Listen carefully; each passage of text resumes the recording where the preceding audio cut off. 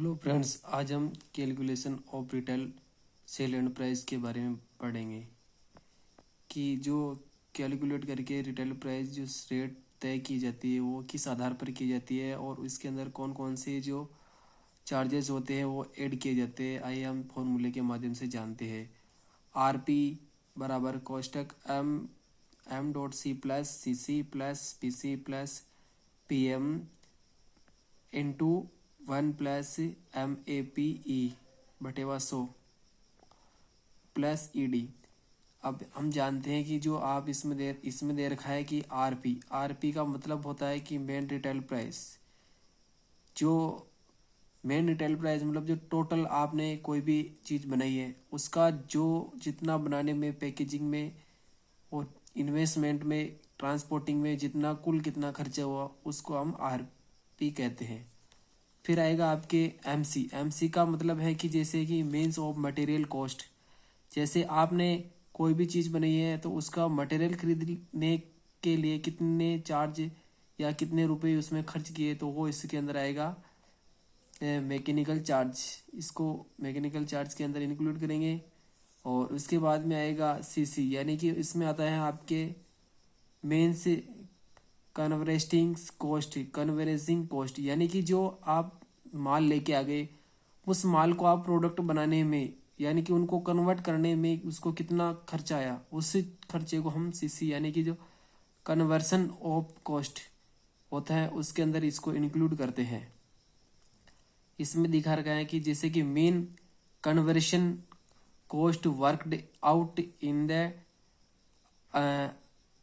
accordance with the assembled producer out of costly and shall be fixed as the norm every years from time to time, यानी कि जो आपको एक वर्ष के अंदर कितना माल से कितना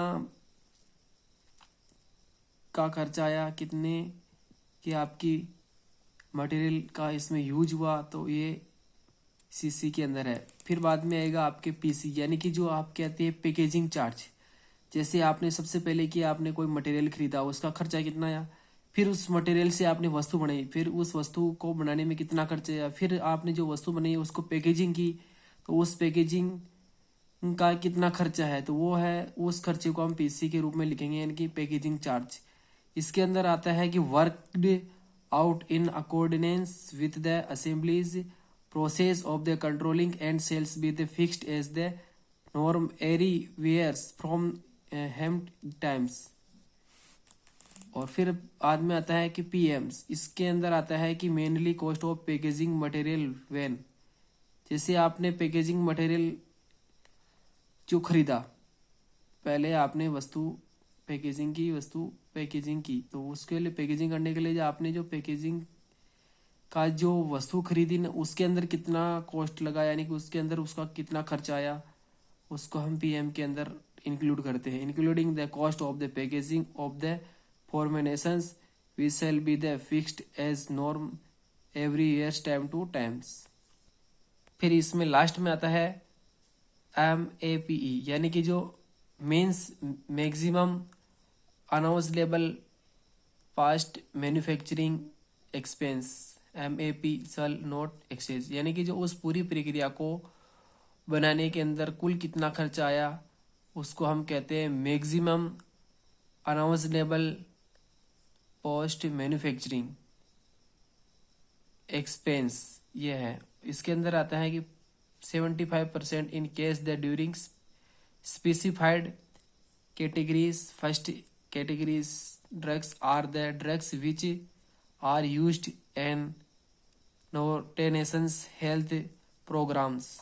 और फिर आता है 100% in care in drugs specified in the categories.